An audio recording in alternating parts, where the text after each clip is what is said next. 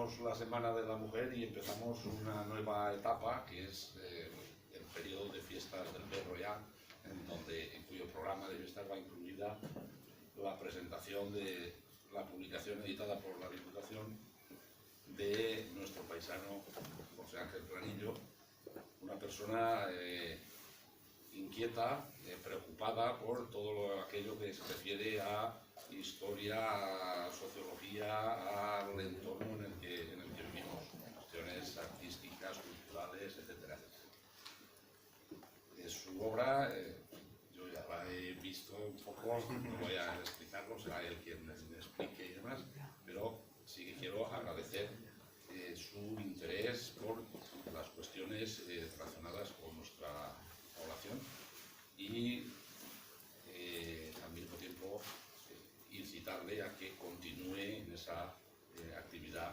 para el futuro.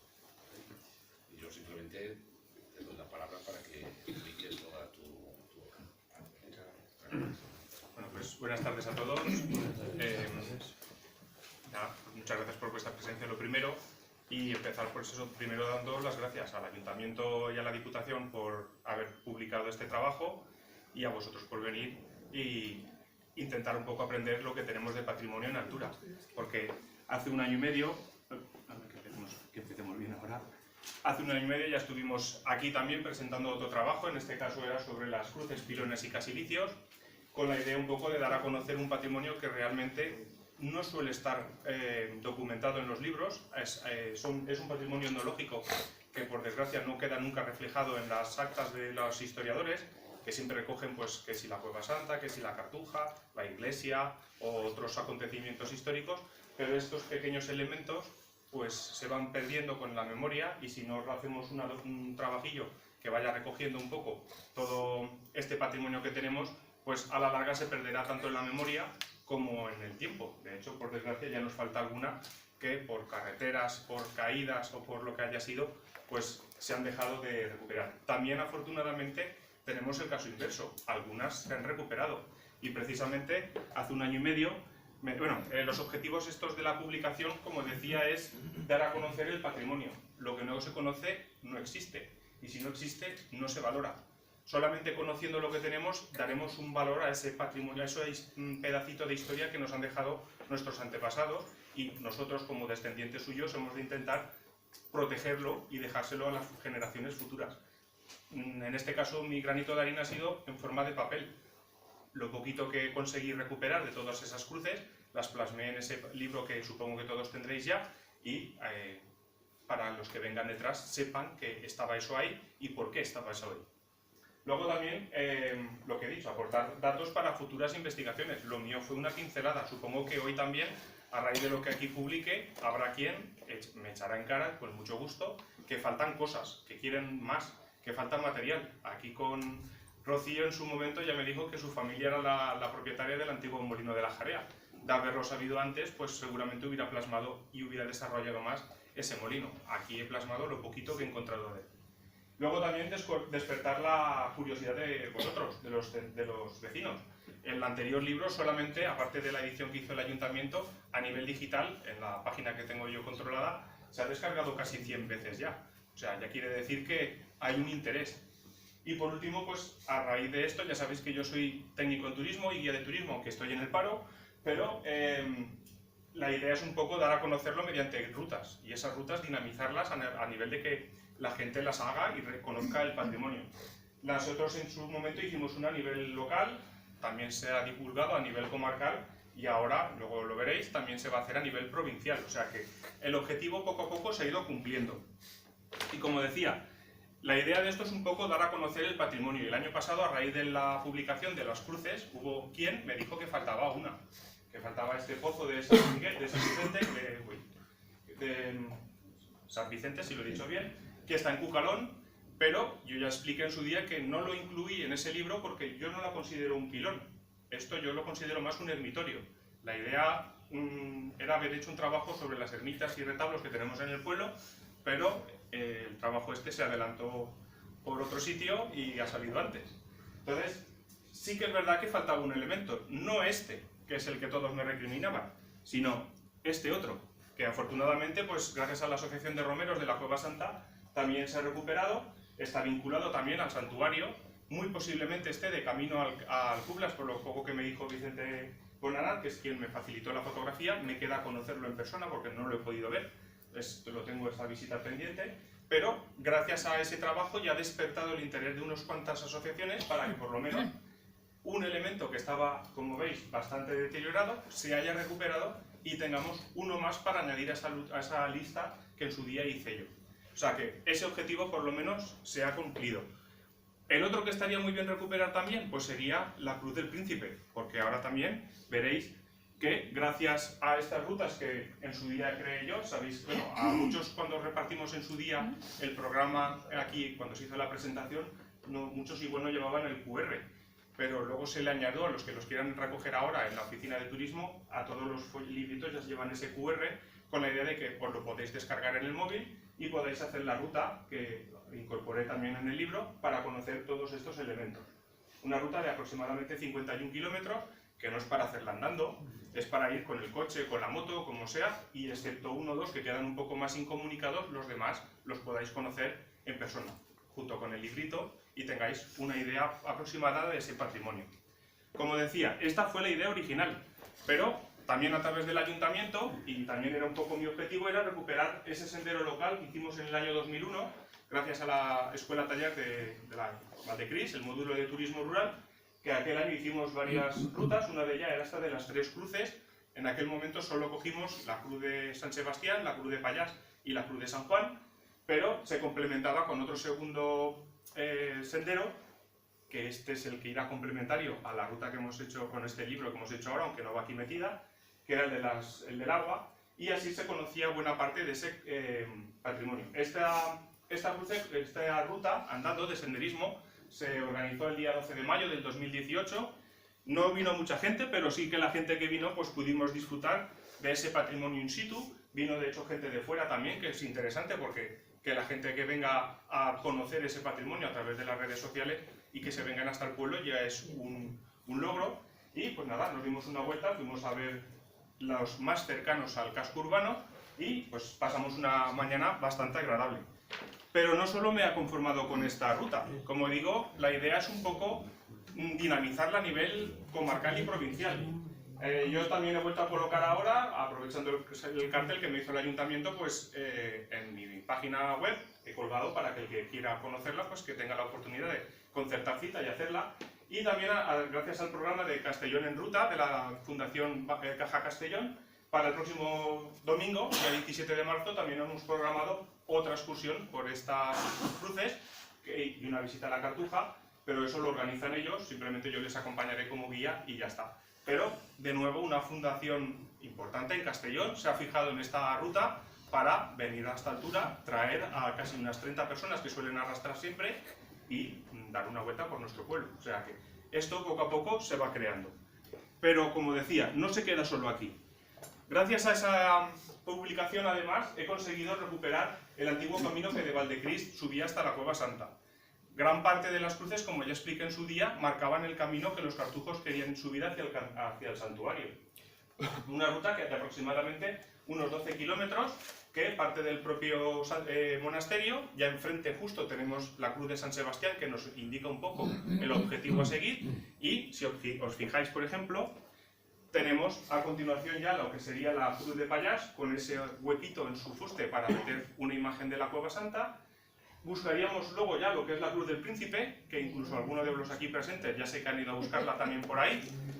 Por desgracia, como digo, no está, estaría bien que también se recuperara. Lanzo ahí la pelota, a ver si alguien la recoge, porque también nos marcará, es un hito que por desgracia hemos perdido, pero nos marcaba ese camino. Pasaremos junto a la Cruz de Rivas, que ya dijimos que en su día no es su sitio original, pero ya que está, pues la veremos. Y luego los 2 pilones conmemorativos de los milagros de la Cueva Santa, la Cruz de Magaña y al fondo el santuario. Esa ruta, cuando ya la tenga documentada, también trataremos de publicarla en algún sitio y seguramente será incluida, gracias al Parque Natural de la Calderona, en ese proyecto que tienen de unir las 3 cartujas junto con nosotros, unir también el santuario de la cueva, el monasterio de Santo Espíritu en Gilet y hacer una ruta espiritual que que vaya metida dentro de un programa de rutas espirituales a nivel europeo, que es el objetivo que llevan. La cosa va despacito, pero no está parada, o sea que en el futuro tendremos una ruta internacional que pasará buena parte de él por este término.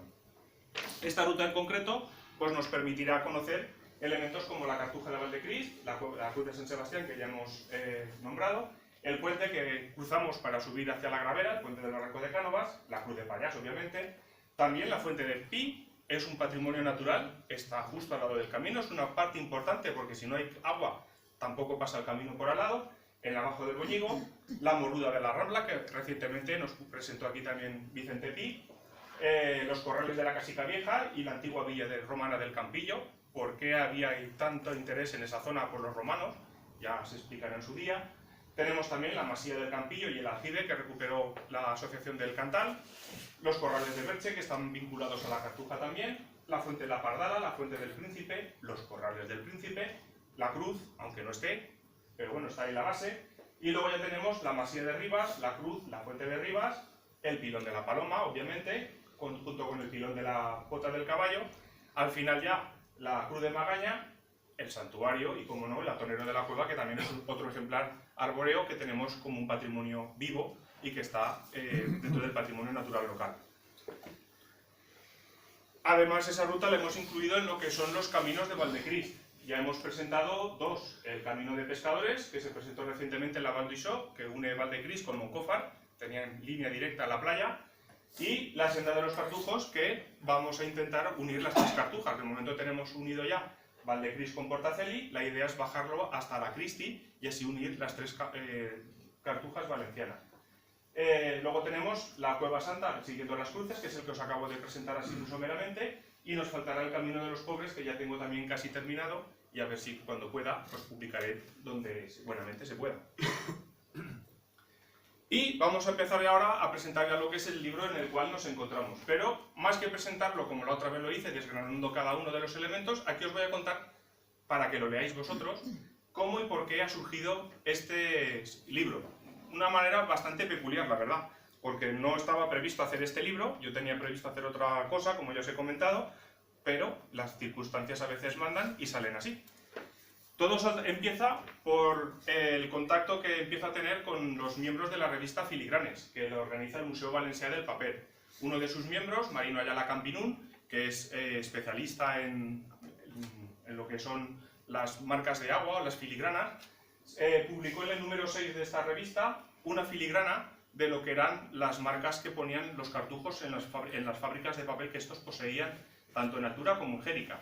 Eso me llevó a que poco a poco, gracias a las redes sociales, pudiera contactar con él, establecer un contacto, y a través de un encuentro nos comprometimos a hacer dos trabajos, uno sobre los molinos de Xérica, de los molinos papeleros sobre todo, y otro de los de Altura.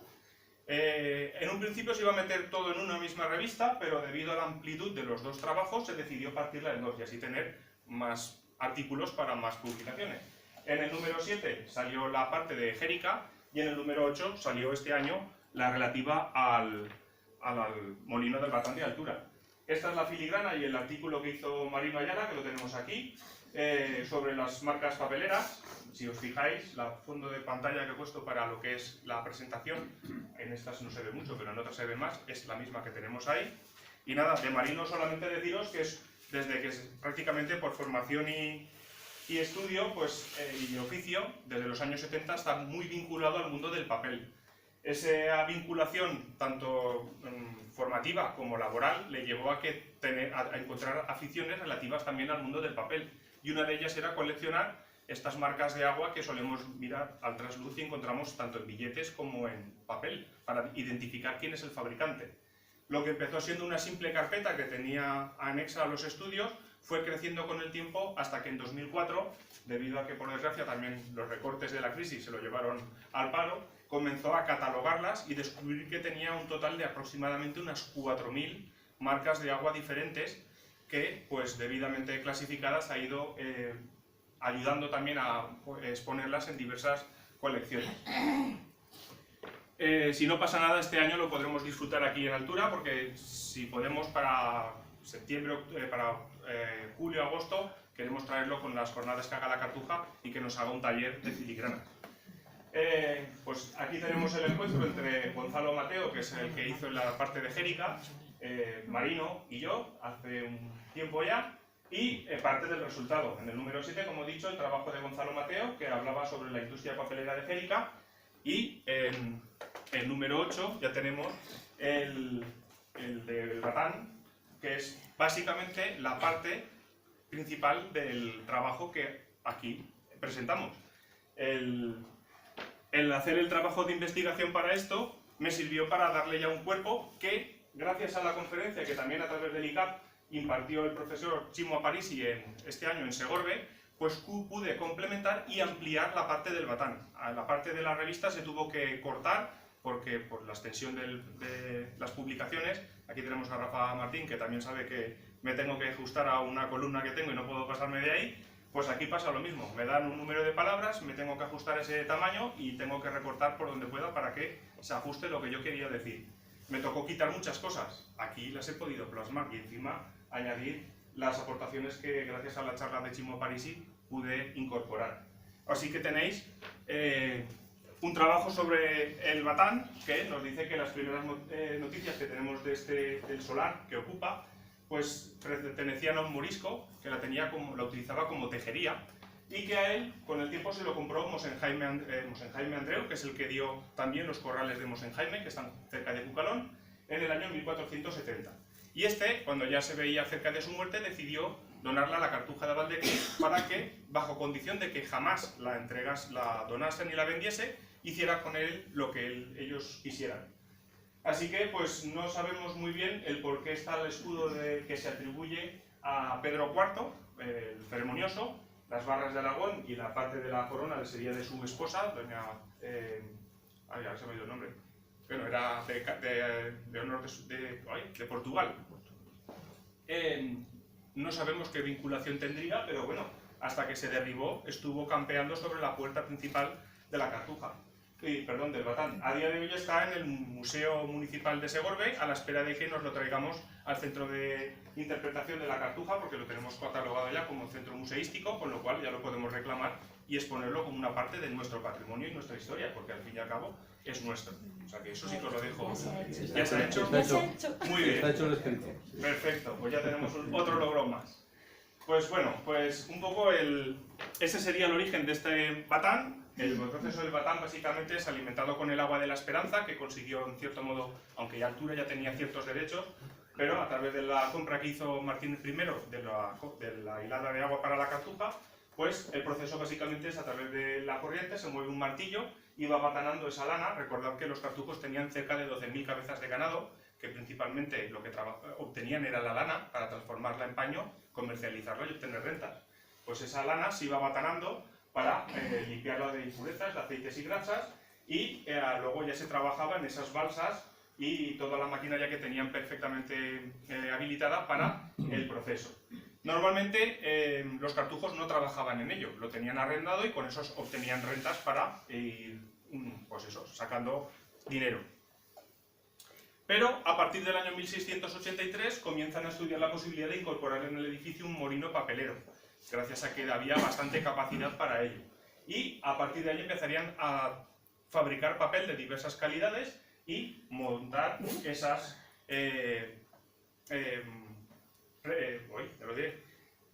las bases de rejilla donde ponían las filigranas que nos ha ido conservando Marino Ayala. Tanto aquí como en Jérica, la producción que tenían los cartujos era de tal calidad que competían con las catalanas, que eran las de mayor privilegio. O sea, que los cartujos no hacían un papel cualquiera, hacían un papel de muchísima calidad. Y como siempre, identificado con sus sellos. Ahí tenemos una de las marcas que nos han quedado. Ahí vemos cómo están las barras de Aragón y abajo pone Valdecristo. Tenemos esta otra, que es la que está de fondo todo el rato. Y ahí sí que vemos el escudo perfectamente de Valdecrist, con la parte del escudo de Martín el Humano, de Sicilia. Y tenemos esta otra, que también con las barras de Aragón y abajo Valdecrist. Esta luego la tendréis en la publicación también para que las podáis ver. Y aquí otro ejemplo más. Pero tras la finalización de desamortización de Mendizábal, la Cartuja pasó a manos particulares y en lugar de utilizarse para nivel industrial, pasó a manos particulares y lo utilizaron más para temas agrarios.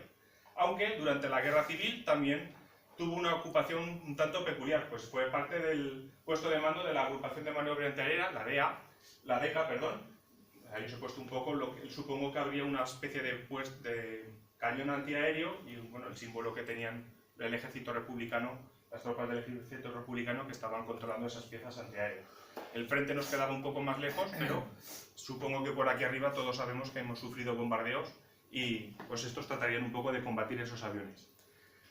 Por desgracia, pues eso, en el 2004, debido a la construcción de la 23, pues el Batán se fue a pique y por suerte pues la Asociación de Amigos del Patrimonio Alturano del Cantal pues son los que se han encargado ahora de construir ese bonito jardín etnobotánico y hoy tenemos un espacio verde con unas vistas excelentes de la villa y encima pues es un espacio histórico. Tenemos esa doble posibilidad de disfrutar del mismo. Pero no solo nos quedamos ahí.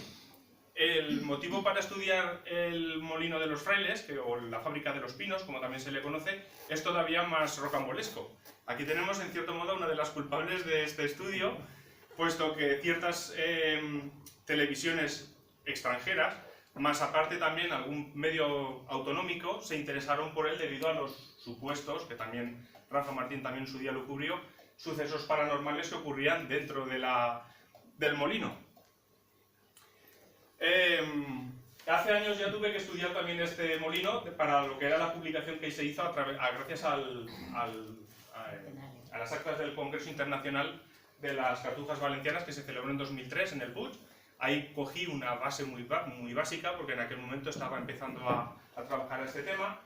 Luego se hizo ya el libro de las Concordias, que me encargaron que hiciera yo parte del prólogo, pues me tocó empaparme un poco más porque ya se trataba más en concreto de este tipo de elementos, pero, como he dicho, es a raíz del derrumbe en 2014 y empezar la gente a entrar clandestinamente a lo que eran las ruinas del antiguo molino, pues cuando empieza a despertar el interés de la gente ajena a la comarca.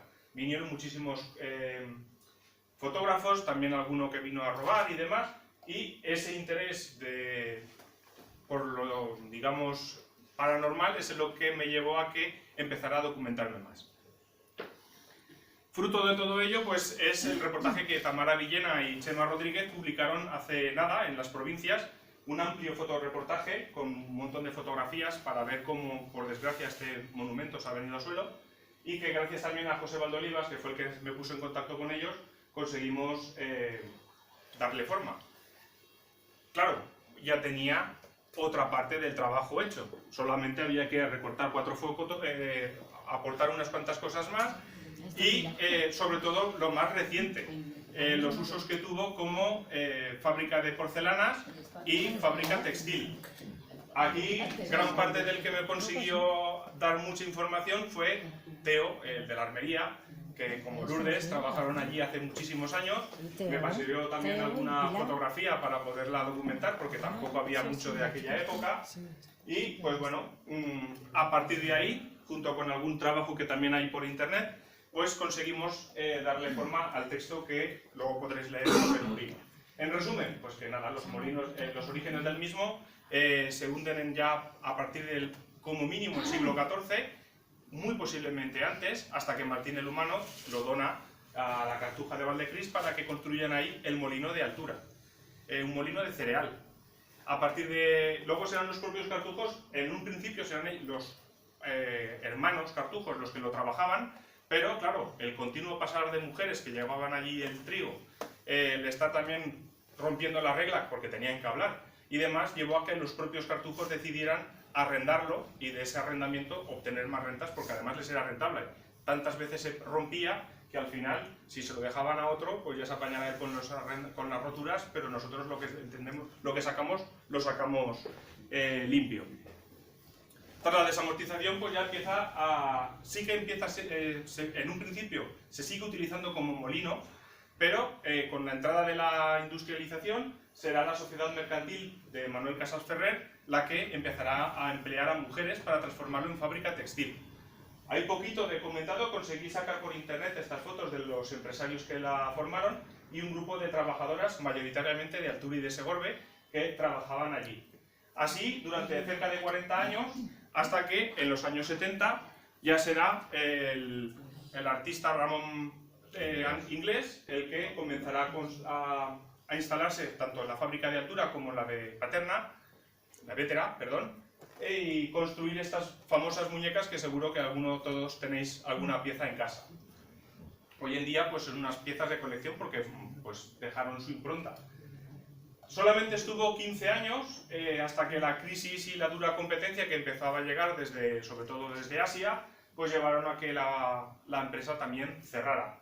Y aunque se intentó darle un nuevo empuje a través de uno de los socios, finalmente la cosa no fue a más y tuvo que cerrar para siempre.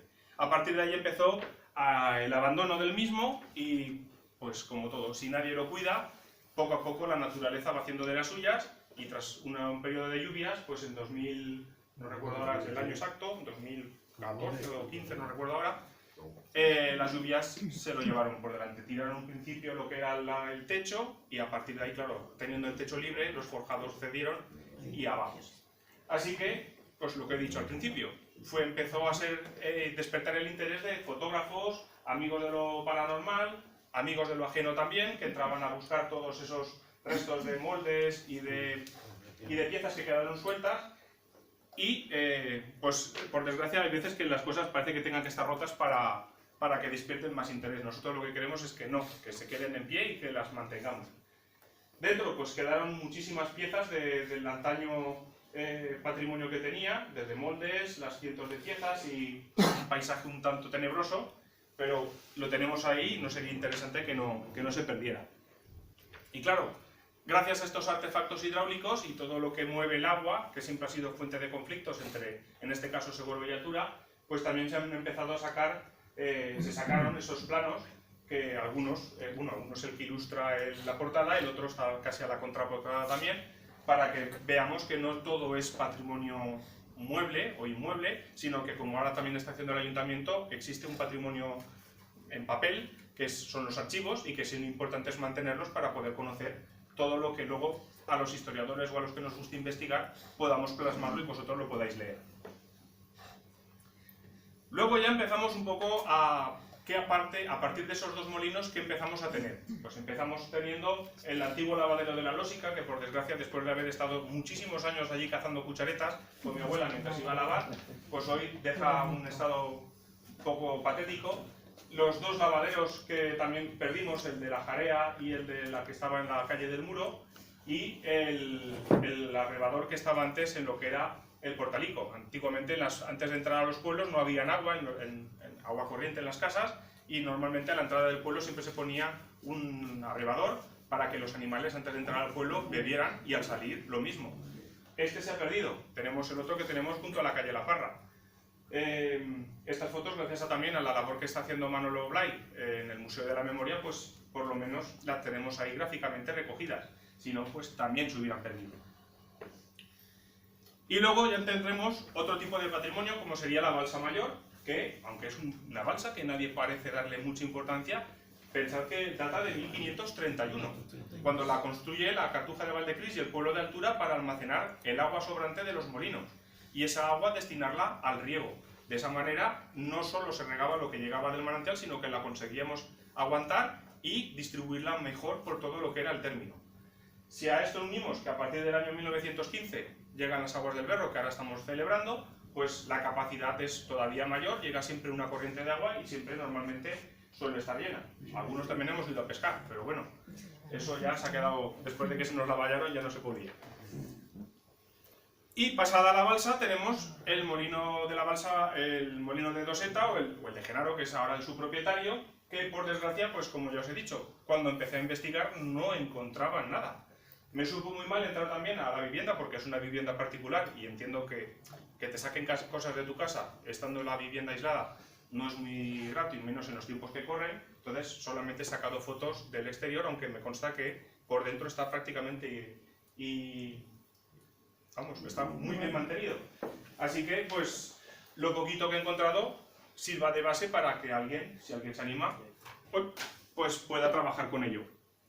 Lo poco que he sacado lo he encontrado en este trabajo de los paisajes de regadío del Alto Palancia, que pues nos indican que posiblemente su datación sean de finales del siglo XI, que es cuando desaparece el monasterio, y hay un poco de libertad para que la gente que quiera tenga iniciativa, pues montar sus propios negocios.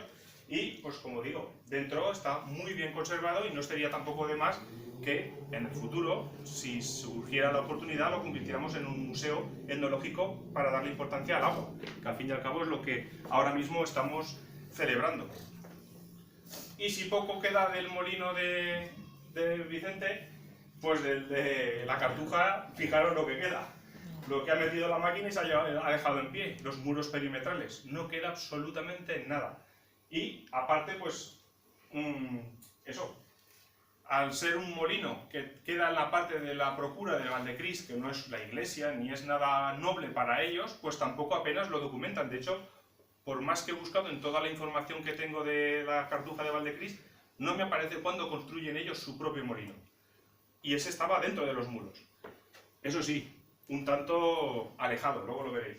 Aquí que nos queda, pues eso, lo que es la canalización de riego que movía el Salto y la parte perimetral, que es lo que queda a la parte de detrás, a la zona que queda a la Rambla. Fijaros dónde está. Nosotros normalmente lo que visitamos es toda esta zona, que es la zona eremítica y lo que es parte del claustro, y esto lo tenemos en la parte que hoy en día regenta la Diputación, al fondo del todo, detrás, ¿vale? Aquí detrás.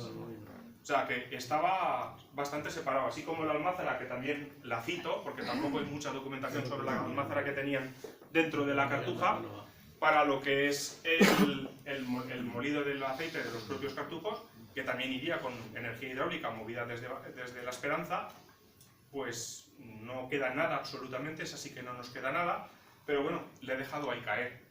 Y seguramente pues me habré dejado alguna cosa, por eso he dicho que si alguien estaba ahí, quiere seguir la labor, pues ya tiene una base.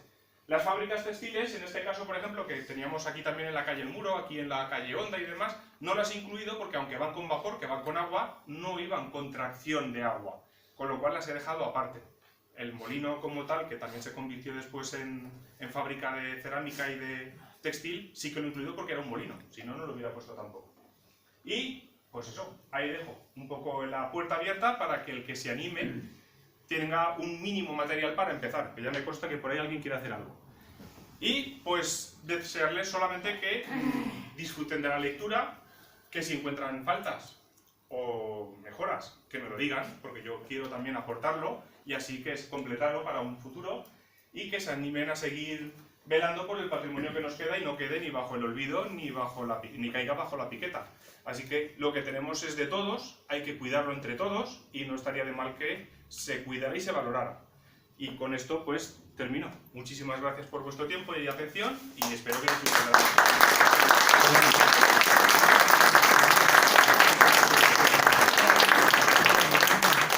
Si alguien quiere preguntar alguna cosa o lo que sea, aquí estamos.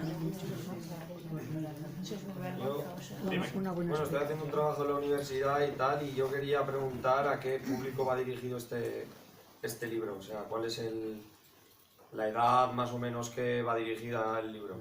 Pues a ver, en este caso la idea no es que vaya a un público dirigido, la principal es que vaya a vosotros, a todos los que son vecinos de altura en este caso, y la gente que quiera leerlo.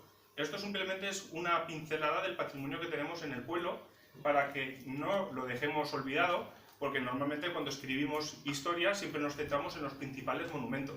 Como ya he dicho, la Cartuja, el Santuario de la Cueva, la iglesia. Elías nos hizo también hace unos años una presentación de la historia de altura, pero de estos elementos no se hablan. Y estos elementos van cayendo en el olvido y pasa lo que pasó con el Batán, que se van al suelo y nadie hace nada por ellos. La idea es un poco eso, que se dé a conocer que es un patrimonio de todos, que hay que velar por ello y que si no se conoce no se valora. Entonces no va a un público en concreto, va a todo el que quiera leerlo. Sobre todo a los vecinos del pueblo para que lo conozcáis y valoráis lo que tenéis, que tenemos tesoros muy grandes y sin embargo nos vamos a verlos fuera y los del pueblo parece que sean poca cosa, que se queden ahí como ya lo tenemos muy visto, no van a ningún lado.